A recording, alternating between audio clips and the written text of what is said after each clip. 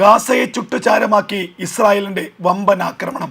ഗാസയിലെ ഇസ്രായേൽ അതിർത്തിക്ക് സമീപമുള്ള 1 കിലോമീറ്റർ നീളമുള്ള ബങ്കറുകൾ ഇസ്രായേലി സേന കഴിഞ്ഞ ദിവസം രാത്രിയോടെ ആക്രമിച്ചു.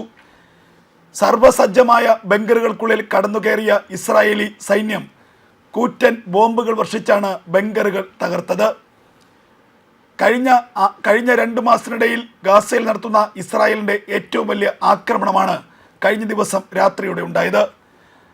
ഇസ്രായേൽ അതിർത്തിയിൽ നിന്നും കേവലം 100 മീറ്ററും ഇസ്രായേൽ അതിർത്തിയിൽ നിന്ന് കേവലം 100 മീറ്റർ മാത്രം മാറിയുള്ള 1 കിലോമീറ്റർ നീളമുള്ള ബങ്കറാണ് കഴിഞ്ഞ ദിവസം ഇസ്രായേലി സേന തകർത്തത്. നിരവധി മുറികളും നിരവധി ആയുധ കേന്ദ്രങ്ങളും സജ്ജീകരിച്ചിരുന്ന ബങ്കറായിരുന്നു ഇസ്രായേലി സേന തകർത്തിരുന്നത്. ബങ്കറുകൾക്കുള്ളിൽ നിരവധി ആയുധങ്ങളും സ്ഫോടക വസ്തുക്കളും ഹമാസ് ഭീകരന്മാർ ശേഖരിച്ചിരുന്നു എന്നുള്ള വാർത്തകളും ഇസ്രായേലി സേന പുറത്തുവിട്ടു. നിരവധി AK-47 റൈഫിളുകളും റോക്കറ്റ് ലോഞ്ചറുകളും നിരവധി മിസൈലുകളും ബോംബുകളും ഈ ബങ്കറുകൾക്കുള്ളിൽ ഉണ്ടായിരുന്നു. 10 കണക്കിന് സ്ഫോടക വസ്തുക്കൾ നിറച്ച് നിമിഷങ്ങൾക്കുള്ളിൽ ഈ ബങ്കർ ഇസ്രായേലി സേന തകർത്ത് തരിപ്പണമാക്കി.